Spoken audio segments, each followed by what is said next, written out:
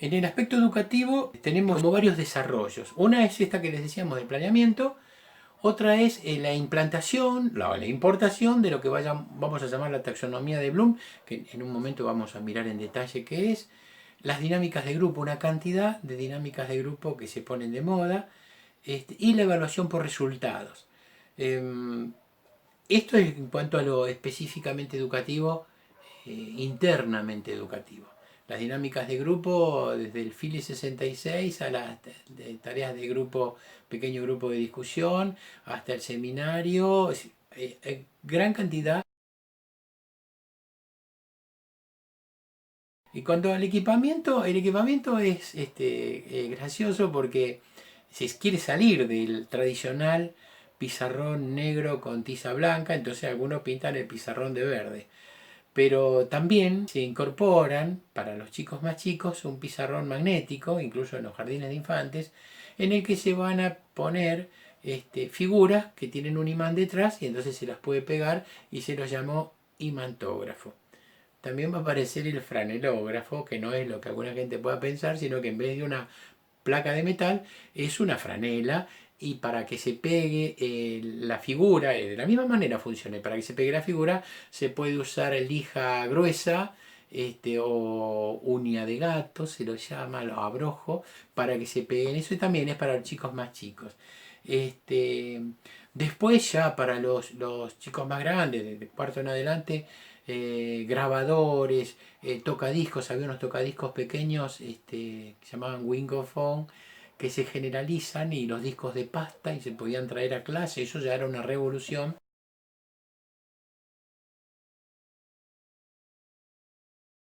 Ver películas, había un sistema de películas en Super 8 o en 16 milímetros, y había instituciones que se las prestaban a las escuelas.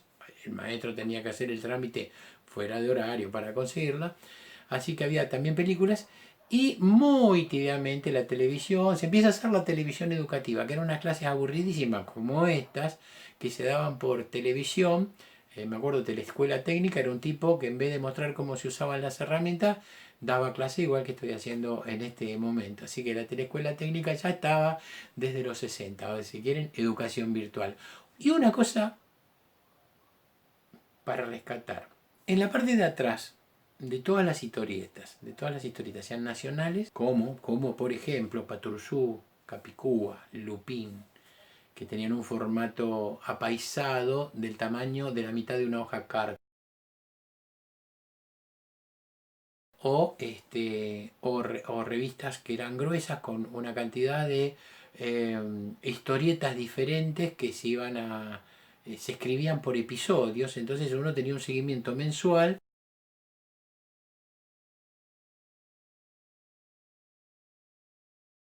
Vamos a pensar en el caso de Argentina específicamente. Se pasó del normalismo, es decir, las maestras se recibían con el secundario, a los 17 años ya eran maestras.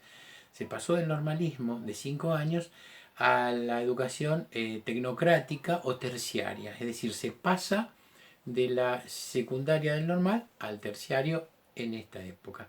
Y se va a pasar en el ámbito de todo el país a trabajar por áreas en sexto y séptimo grado, y estas son las centrales diferencias que aparecen a nivel argentino. La taxonomía de Bloom, de la que hemos hablado,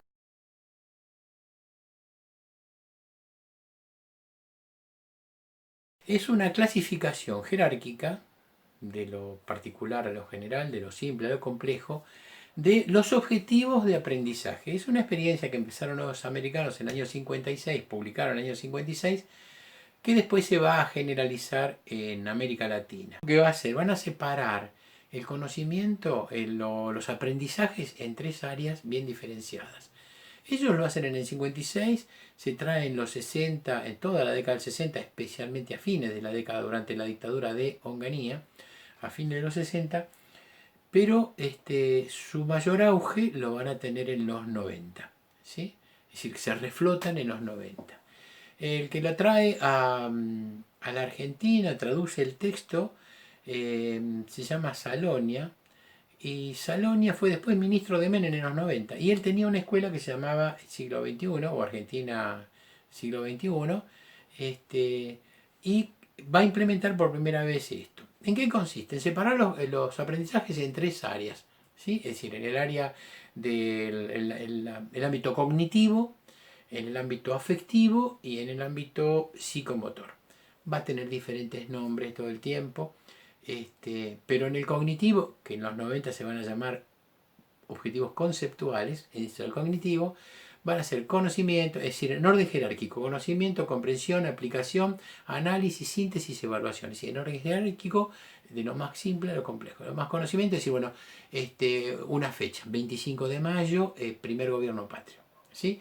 Y después todo el proceso que van haciendo, bueno, si lo comprendo, qué quiere decir, si lo puedo aplicar, todo esto como un orden de jerarquía más complejo. El ámbito afectivo es recibir, atender, responder, valorar, organizar, es decir, y hacen una caracterización de los valores que debieran adquirir los estudiantes. Y el más, en realidad más complejo de todos, si uno no puede medir, en los 90 se los llamó objetivos actitudinales, y en las actitudes se puede medir, se puede educar las actitudes. Este es un tema interesante, o eso solamente es una cuestión de adiestramiento. En realidad el segundo sería el ámbito psicomotriz, que en los 90 se llamó objetivos procedimentales. En el ámbito del dominio psicomotriz, ¿cuáles serían los objetivos? Es decir, bueno, destrezas en general. Montar, calibrar, conectar, armar, limpiar, construir, componer, fijar, levantar, trazar, mezclar, manipular. Respecto de la modernización educativa, hay un reemplazo de los pedagogos locales por expertos importados, respaldados por los organismos internacionales, incluso economistas, en lugar de pedagogos enviados por la CEPAL. Se busca la cooperación internacional como forma de control directo a los programas educativos y como vehículo para la penetración ideológica y socioeconómica.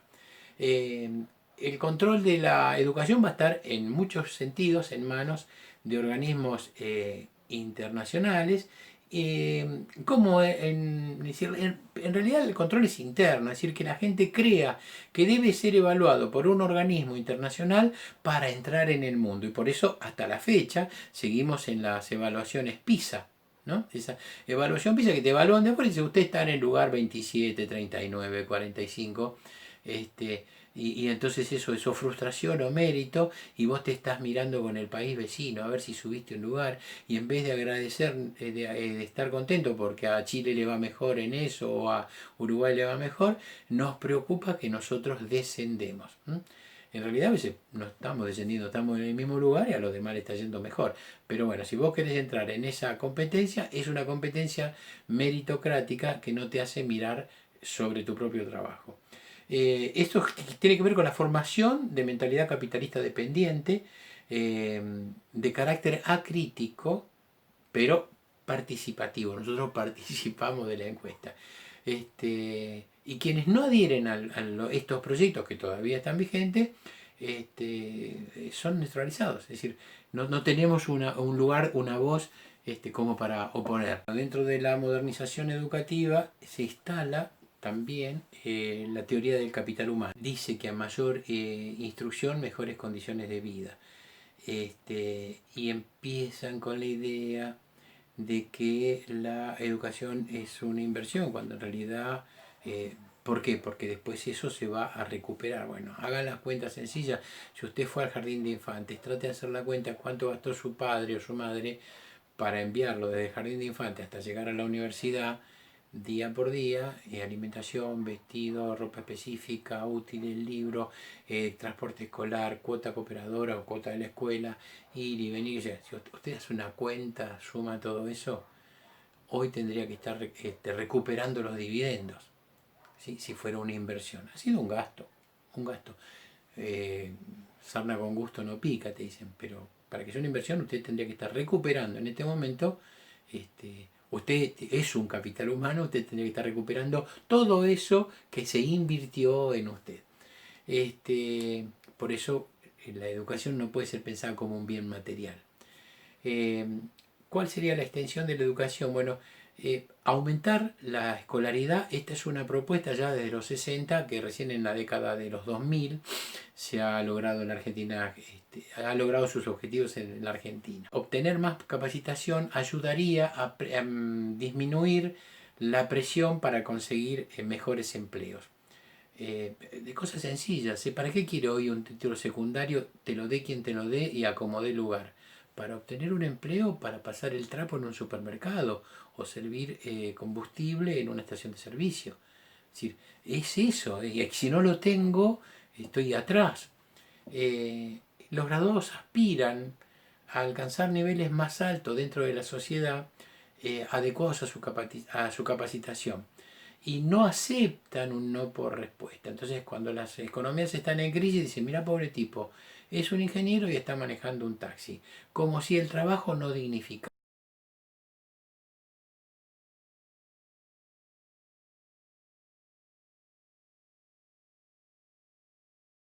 Bueno, un apartado específico es, se reformulan en los años 60 los test que ya se vienen utilizando, los que utilizan las psicopedagogas o las asistentes educacionales o orientadores educacionales a las escuelas o la gente de ciencia de la educación, se reformulan o las psicólogas los test que se venían practicando en Argentina, que muchas veces eran norteamericanos, ingleses o franceses, y en las cuatro áreas que ya se venían trabajando, no es que se inventan nuevas cosas, es en el verbal no motor, en el verbal y motor, en el no verbal y no motor, y el motor no verbal. Estas cuatro áreas van a estar para determinar factores intelectuales dominantes, factores instrumentales dominantes y factores afectivos dominantes, es decir, que van a estar en relación directa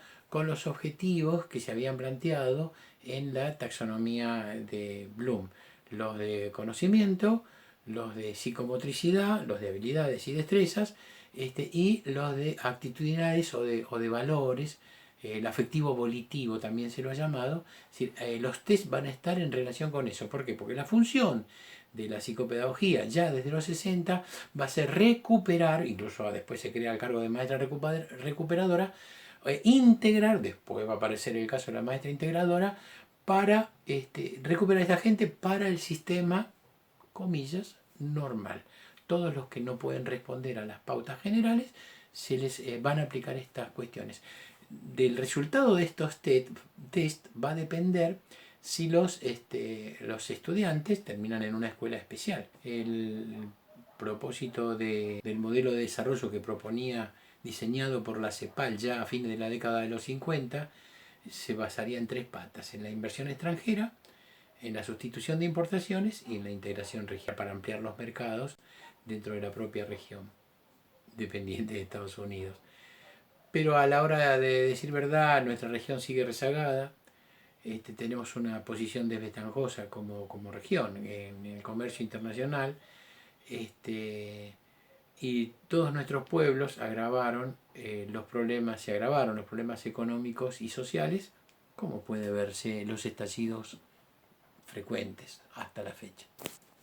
Para, para hacer una síntesis entonces de las políticas de la Alianza para el Progreso, tenemos que plantear que lo primero que plantean ellos es el libre comercio. ¿Sí? El libre comercio es entre desiguales. Después, la idea de la cooperación monetaria y el endeudamiento de nuestros países. Ahí el Fondo Monetario, el Banco Mundial se van a encargar de dejarnos una deuda impagable. La idea de una inflación controlada es para que los gobiernos estén más preocupados de tener los recursos para pagar la deuda o los intereses de la deuda que en estallidos propios. ¿Sí? La otra idea es la reforma agraria. Habida cuenta que la mayor producción primaria de América Latina es agraria, también minera, pero sobre todo agraria. Pero esa reforma agraria no va en el sentido de la distribución equitativa de las tierras y que las tierras improductivas vayan a mano de los que las trabajan, no, de los trabajadores, no. Es una reforma agraria vinculada a maquinarias y químicos, es decir, maquinarias que se producen en el imperio y químicos que se producen en el imperio. Es decir, lo que hoy llamaríamos Monsanto, Cargill, DeKalb, esos, más todos los tractores que aquí no se fabrican. Entonces eso generaría mayor deuda externa. Ellos te los dan, te lo financian, no hay problema. Pero cada vez que te entregan maquinario, te entregan fertilizantes o defoliantes o lo que fuera, estás entrando en deuda. En deuda. Y como no te dan las matrículas para que vos lo puedas hacer, las matrices para que vos lo puedas hacer, vas a estar siempre dependiendo de ellos. Después, la idea de la construcción o la elaboración o la producción, la industrialización liviana en América Latina. Es decir, electrodomésticos, artículos pequeños que no tengan demasiada complejidad, eso se va a hacer en América Latina. Incluso automóviles, que ellos dejan de construir, dejan de fabricar esos automóviles y van a aparecer, como en el caso de Argentina y Brasil y México, que son los tres países de Latinoamérica que van a producir automóviles, en el caso de Argentina, tres americanas, Dodge, Chevrolet y Ford, y francesas dos, Renault y Peugeot, italianas Fiat, que son los que se van a producir acá, y camiones Mercedes-Benz, que son alemanes. Digamos que esta es la idea de qué es lo que nos van a traer, lo que ellos dejaron de fabricar. Nos traen toda la maquinaria como si fueran matrices nuevas, las instalan acá, las reacomodan y qué sé yo, como si fueran matrices nuevas, y acá en los años 60 se empezó a fabricar el Ford Falcon al año siguiente que se dejó de fabricar en Estados Unidos. Entonces siempre nuestro desarrollo va a ser ir detrás de la cola del desarrollo de eso. Cuando ellos lo dejan de hacer, lo empezamos a hacer nosotros. En el caso de México van a tener Volkswagen, el escarabajo, y lo mismo en México y en Brasil. Y algunas otras industrias que van distintas en Brasil y en México para completarle a los socios del imperio norteamericano, que son los países de la OTAN, es decir, en este momento Alemania, no se fabrican autos ingleses en América Latina, pero en el caso de Alemania, Italia y Francia van a producir sus autos en América Latina.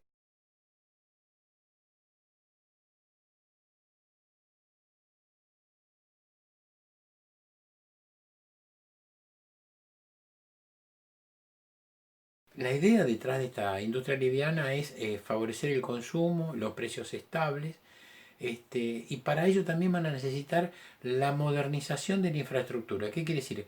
Caminos, puentes, túneles, y para ello se van a valer tanto de los gobiernos elegidos por el pueblo como de las dictaduras. Una dictadura desarrollista fue la dictadura de Onganía desde el año 66 en Argentina, y que inauguró toda la conectividad de lo que sería el continente, es decir, de la Argentina con Mesopotamia, es decir, antes se hacía con balsa, ellos van a poner puentes, el túnel subfluvial, puentes entre Corrientes y Resistencia, entre Zárate y Brazo Largo, el túnel subfluvial entre Santa Fe y Paraná. Es decir, esta conexión de esa parte del país que estaba aislada la van a traer para integrar el país. Y además el desarrollo de la autopista panamericana, que la diseñan y la piensan una reforma impositiva, plantean ellos. ¿En qué consiste la reforma impositiva? En cobrar impuestos al consumo. Aquel que come un kilo de arroz partido, medio kilo de polenta de la más ordinaria que algunos le dan a los perros, ellos que consumen también van a pagar impuestos. Es decir, el impuesto al consumo se instala fuertemente, y entonces toda la población que no tiene propiedad, que no tiene no tiene auto, no tiene casa, no tiene barco, es decir, ellos que no tienen ninguna propiedad, igual van a pagar impuestos, siempre. Y además todos sus recursos, los pobres, todos los recursos de los pobres van al consumo, no van al ahorro. Entonces, de todos los recursos de los pobres van a obtener dividendos. Los estados. ¿Y para qué quieren los estados eso? Primero para manejar toda esta economía general y también para pagar deuda externa. También se va a proponer para los sectores medios la idea de viviendas y créditos para la vivienda. Entonces aparece en estos años una gran construcción de especialmente monoblocks, ¿no? Es decir, edificios altos. Algunos barrios también, por supuesto, algunos barrios especialmente en el interior donde no se justifica construir para arriba, donde lo que sobra es terreno. Ya dijimos la idea de la teoría del capital humano. Con respecto a la salud, el sanitarismo, hay dos cuestiones importantes ahí. El sanitarismo es la difusión de la vacuna, la difusión del servicio médico accesible, los centros de salud, pero también en algunos países de América Latina, especialmente en la cultura donde hay una proporción indígena fuerte, misiones de salud enviadas por la Alianza para el Progreso o cuerpos de paz que van a directamente esterilizar a las nativas. Y esta es una época también, ya lo tenemos que decir, de la revolución de la mujer. Ahora vamos a ver por qué.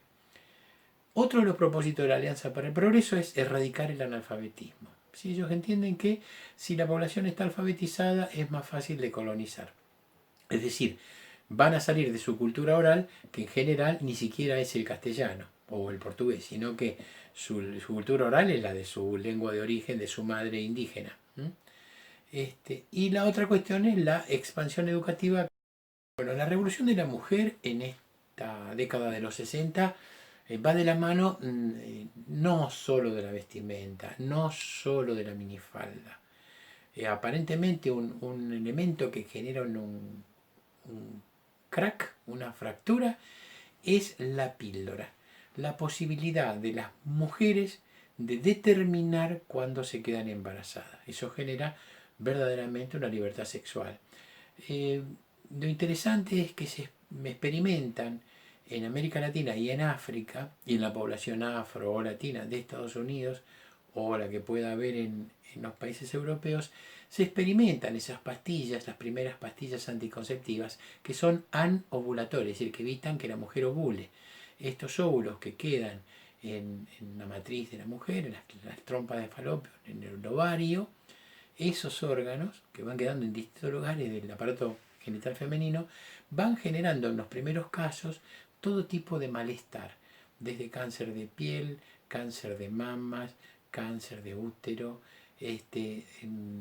otro tipo de enfermedades vinculadas al aparato digestivo, al hígado. Es decir, realmente los conejillos de India, es decir, las ratas de laboratorio de estos laboratorios americanos y eurooccidentales van a ser nuestras mujeres de América Latina, ¿sí? A costa de su libertad de decidir.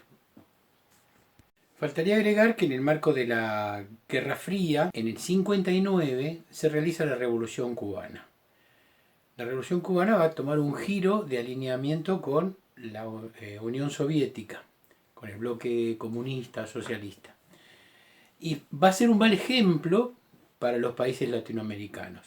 Por eso es que se incentiva el trabajo de la Escuela de las Américas, que no solamente va a preparar dictadores, sino que va a preparar toda la lucha contrainsurgente. Porque durante toda la década del 60 en los distintos países de Latinoamérica van a aparecer guerrillas que emulan a la guerrilla cubana, es decir, que son guerrillas de selva y de montaña. En el caso de Argentina se va a dar también